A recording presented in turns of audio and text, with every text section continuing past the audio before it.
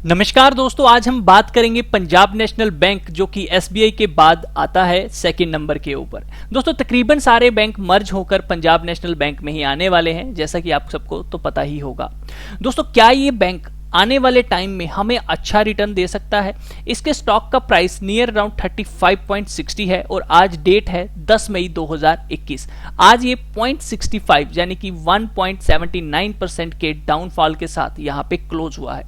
दोस्तों इसके ऊपर क्या है मेरा व्यू, क्या मैं मानता हूं कि आने वाले टाइम में किस लेवल पे ये अच्छा खासा हमें रिटर्न दे सकता है, या फिर अभी निचले लेवल पे हमें कहीं बाइंग करनी है तो वो लेवल कौन सा अच्छा रहेगा, आने वाले समय में कितना रिस्क हम इसके अंदर लेके चलें, कहां पे हमें एग्जिट करना है, कहां पे हमें एंट्री लेनी है, ये सारी चीजें आप लोगों को यहां पे बताई जाएंगी। बस इतना कहूंगा कि वीडियो को कंप्लीट देखिएगा और अच्छा लगे तो लाइक जरूर कीजिएगा। हो सकता है आप लोगों को टेक्निकल की नॉलेज बिल्कुल ना हो, तो आप वीडियो को कंप्लीट देखिए, आपको तब भी सारी चीजें समझ आएंगी, क्योंकि मैं आपको डिजिट में भी सारे नंबर्स बता दूंगा कि आखिर किस नंबर के ऊपर इसका सही प्लेटफॉर्म है, किस स्टेशन से ये अच्छा खासा चल सकता है। तो चलिए बढ़ते हैं पंजाब नेशनल बैंक की पूरी नॉलेज लेने के लिए। तो पंजाब नेशनल बैंक अगर आप ध्यान से देखो तो आपको दिखेगा यहाँ पे प्रमोटर होल्डिंग अच्छी खासी है। मैं मिनिमम यही कहता हूँ कि जिसकी भी होल्डिंग नियर अराउंड 60% से अबव है, हम कह सकते हैं कि स्टॉक अच्छा है लॉन्ग टर्म इन्वेस्टमेंट के लिए, क्योंकि प्रमोटर का पैसा भी 60% तकरीबन उसमें लगा होता है। इसमें एफआईज की जो होल्डिंग है यानी कि जो फॉरेन इन्वेस्टर होते हैं वो भी 2.9 यानी कि वो भी इंटरेस्ट इसमें रख रहे हैं। और आप लोगों को बता दूंगा 0.9 म्यूचुअल फंड्स की भी होल्डिंग है, 12% की इंस्टीट्यूशनल होल्डिंग है।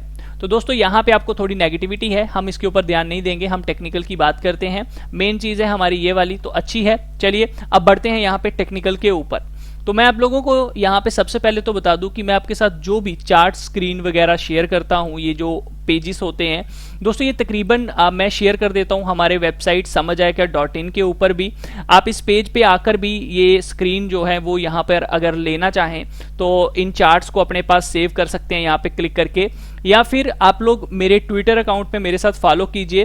तकरीबन अब मेरी कोशिश यही है कि मैं ट्विटर के ऊपर अपने जो चार्ट्स के एनालिसिस हैं वो शेयर करना शुरू कर दूं। और तकरीबन आज भी मैंने एक नया एनालिसिस जो है वो अपने प्रोफाइल के ऊपर शेयर किया है, that is sale IDFC First Bank का, तो इसको भी देख लीजिएगा। वेबसाइट के ऊपर भी चढ़ा दिया है। अभी फिलहाल हम पीएनबी की बात करने वाले हैं, तो इस वीडियो के बाद आपको यहाँ पर जो है पीएनबी का भी ये एनालिसिस मिल जाएगा। इसके पहले हमने काफी सारे एनालिसिस और भी किए हुए हैं, तो वो भी आप देख लीजिएगा। तो बाय द वे मैं यहाँ पे अपनी प्रशंसा तो नहीं करूंगा, लेकिन इतना कहूंगा कि दोस्तों आपके प्यार से, आपकी दुआओं से सभी एनालिसिस प्रॉपर तरीके से फुल फॉलो हो रहे हैं। आप हमारी प्लेलिस्ट स्टॉक टेक्निकल एनालिसिस वाली देख लीजिए। अगर आपको किसी भी स्टॉक के ऊपर एनालिसिस चाहिए तो तकरीबन जितने भी स्टॉक के एनालिसिस किए हुए हैं वो सारे के सारे आप लोगों को यहाँ पे स्टॉक टेक्निकल एनालिसिस में वीडियोस मिल जाएंगी, ठीक है? तो इसको जरूर देख लीजिएगा। तो चलिए बढ़ते हैं पीएनबी के ऊपर। तो मैं सिंपल सी सबसे पहले आप लोगों को एक इंपॉर्टेंट चीज यहां पर डिस्कस करना चाहता हूं, जिसको अगर आप लोग ध्यान से समझेंगे तो आपको पिक्चर क्लियर कट यहां पे समझ आ जाएगी।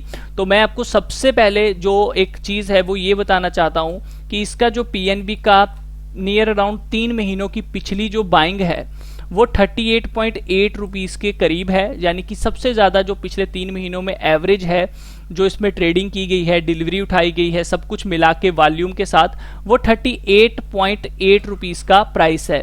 तो फिलहाल ये इसके नीचे चल रहा है, तो क्या हमें ले लेना चाहिए ये भी देखेंगे। आप लोग कंप्लीट देखिए, लेकिन इस नंबर को सबसे पहले अपने पास सेव करके रख लीजिए कि 38.8 अपनी एवरेज प्राइस के तकरीबन ये अभी नीचे चल रहा है। दोस्तों इसके बाद आपको मैं यहाँ पे लेके चलना चाहूंगा स्क्रीन के ऊपर और आपको कुछ चीजें यहाँ पे दिखाना चाहूंगा।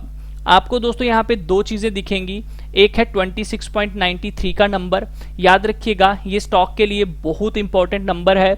अगर ये स्टॉक इसके नीचे चला गया तो याद रखिएगा आपका पैसा पूरा डूब जाएगा। तकरीबन इसमें बड़े ज्यादा हाई चांसेस रहेंगे कि ये स्टॉक कभी भी शायद उबर कर वापस नहीं आ पाएगा। आने वाले 10 साल इसको नीचे ही ट्रेड करना पड़ेगा। बट अगर ये स्टॉक इसको होल्ड करके रखता है कुछ समय तक और ऊपर की साइड हमें 41.72 का लेवल ब्रेक करते हुए दिखाता है, अगर मंथली बेसिस पे ये स्टॉक 40 के ऊपर क्लोजिंग देता है तो दोस्तों आपको एक अच्छी खासी यहां पर तेजी देखने को मिलेगी। ये बात ध्यान रखिएगा। बिल्कुल सेफ खेलना चाहते हैं तो मैं तो आपको बोलूंगा जैसे ही ये 44 के ऊपर निकले, आप वहां पे भी बाय कर सकते हैं, लेकिन 40 का लेवल बहुत ज्यादा इंपॉर्टेंट है। मंथली बेसिस पे हमें 40 के ऊपर क्लोजिंग चाहिए, बहुत जरूरी, अगर हमें ऊपर का ट्रेंड पकड़ना है। दोस्तों अगर ये ऊपर की साइड निकला 40 के, तो आपको ये 67.27 के टारगेट देते हुए टाइम नहीं लगाएगा, नियर अराउंड 2 से 3 महीनों में ही ये टारगेट आपको मिल जाएंगे। उसके बाद इसका टारगेट होगा 96 रुपीज का, जो कि समय लेगा, आपको थोड़ा समय देना होगा इस लेवल के लिए। और उसके बाद इसका टारगेट रहेगा 104 रुपए, और अगर ये इस तरह से बढ़ता गया तो उसके बाद इसका नियर अराउंड टारगेट 135 का होगा। फिलहाल के लिए हम टारगेट रिवाइज करेंगे आने वाले समय में, लेकिन अभी जो आप लेके चलिए कि आप यहीं लेके चलिए, पहले 67 और फिर 96 आप लोगों का लेवल रहेगा, और 105 से लेके 96 के बीच में ये सस्टेन करेगा तो बड़ी अच्छी बात है, वहां पे अच्छी खासी बाइंग जनरेट होगी, और उसके बाद हम देखेंगे क्या लेवल बनता है। अब बात यहां पे ये आती है कि क्या अगर हमें इस लेवल पे लेना है या किसी की होल्डिंग है, तो क्या वो बंदा इस लेवल पे ले सकता है या नहीं ले सकता है। दोस्तों अगर आप इस लेवल पे लेना चाहते हैं तो याद रखिए आप 26 रुपीज का अपना स्टॉप लॉस जो है वो मेंटेन करके रखिए। इससे बड़ा स्टॉप लॉस आप लोगों को नहीं लेना है अगर आप इस लेवल पे लेना चाहते हो, लेकिन बेटर रहता है कि अगर आप सेफ खेलना चाहते हैं तो ब्रेकआउट अगर आपका 41.72 के ऊपर आ जाए तो वहां पे है। रही बात कोई इसमें अगर एवरेज करना चाहता है तो दोस्तों ये जो 35.60 का लेवल है ये एवरेज करने के लिए काफी अच्छा है, आप यहाँ पे भी अपनी एवरेज बना सकते हैं। लेकिन स्टॉप लॉस आप लोगों का मंथली बेसिस पे 26.93 का है, वीकली बेसिस पे भी आप ले सकते हैं कि अगर वीकली 1-2 वीक कंटिन्यू ये 26.93 के नीचे क्लोज देता है तो आपको वहां पे एग्जिट कर देना है। अब मैं आपको कुछ डेटा पॉइंट्स यहाँ पे बताना चाहूंगा दोस्तों, ये इसकी कुछ एवरेजेस हैं, 20 दिन, 13 दिन, 8 दिन, 5 दिन, 3 दिन। तो आप देखोगे यहाँ पे जो डेटा है वो कम होता जा रहा है, तो बड़े टाइम फ्रेम पे जब आप आएंगे तो आपको डेटा इंक्रीज होता हुआ दिख रहा है। लेकिन दूसरी तरफ फिर से आप यहाँ पे देखेंगे कि आपका जो टर्नओवर है वो देखिए यहाँ पे डिक्रीज है, आप लोगों की नंबर ऑफ ट्रेड्स जो हैं वो भी यहाँ पे डिक्रीज हमें होते हुए दिख रहे हैं। आप लोग इसकी अगर डिलीवरी परसेंटेज देखेंगे तो वो भी तकरीबन हमें डिक्रीज होती हुई दिख रही है, लेकिन अभी निचले लेवल पे हम इंक्रीज होती हुई दिख रही है।